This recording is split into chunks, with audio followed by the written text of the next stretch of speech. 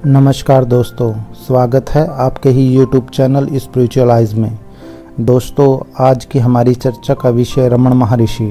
रमण महर्षि ने जीवन के संदर्भ में कहा था कि इस जीवन में जड़ता नहीं, चेतना का भाव चाहिए। साधारण दृष्टि से संसार का जड़ पदार्थ के रूप में ज्ञान होता है, परंतु सत्य दृष्टि से यह भाव दूर हो जाता है।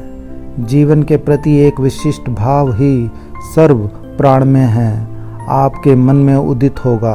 यह भाव गंभीर होने पर एक शुभ स्वच्छ आकाश आपके सामने प्रकाशित होगा। यह वह आकाश नहीं है कि जिसको आप सदा देखते हैं, यह अन्य प्रकार की वस्तु है। यह वाक्य से समझाने की वस्तु नहीं है, आप स्वयं ही इसका अनुभव कर सकेंगे। पहले जब इस आकाश का प्रत्यक्ष करना आरंभ कीजिएगा तब यह अल्पकाल तक होगा, लेकिन कुछ समय बाद अभ्यास दृढ़ होने से, सत्य प्रतीति स्थित होने से उस आकाश को स्वेच्छा अनुसार देखा जा सकेगा। तब यह साक्षात्कार का स्थिति काल भी कुछ लंबा होगा। इस आकाश का नाम चिंदा आकाश है। इसे प्राप्त करने से साधना वेग के साथ अग्रसर होती है, क्योंकि यह एक ऐसा आकर्षण है कि एक बार उदय होने से हृदय के समस्त संतापों को दूर कर देता है। हृदय में एक अनुपम निर्मल शांति विकसित होती है।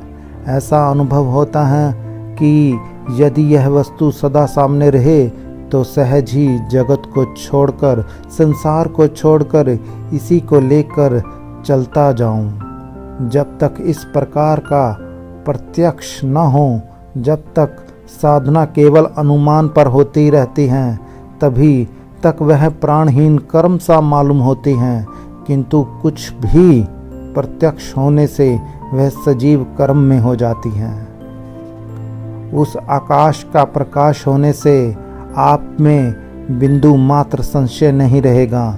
इसीलिए उसी को भगवान जानकर उसके साथ वैसा ही व्यवहार करते रहिए। हृदय की जितनी प्रार्थनाएं हों उन्हीं के चरणों में उपस्थित करने में दुविधा उपस्थित न होगी।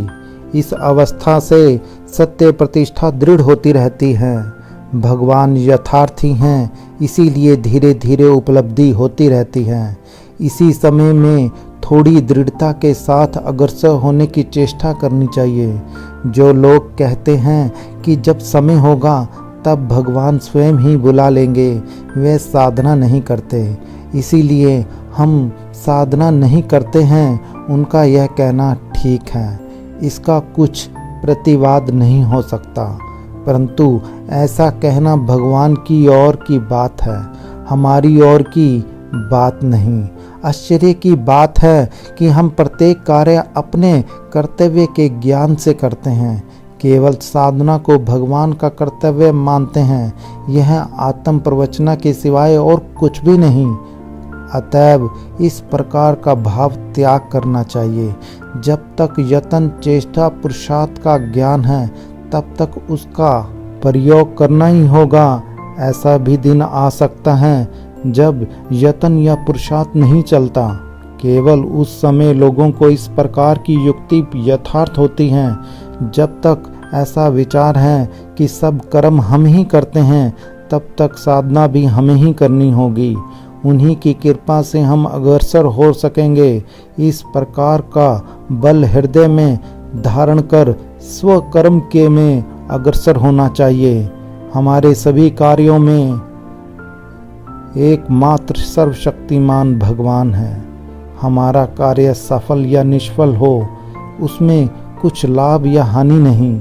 जिन्होंने हमें कर्म में नियत किया है, वही इसका विचार करेंगे।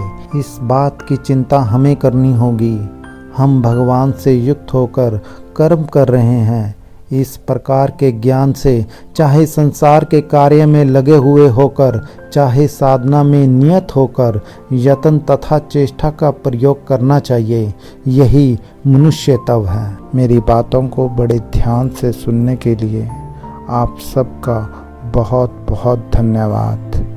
अगर आपको ये वीडियो अच्छी लगे तो आप इस चैनल को सब्सक्राइब और मेरी वीडियो को शेयर ज़रूर कीजिएगा। धन्यवाद।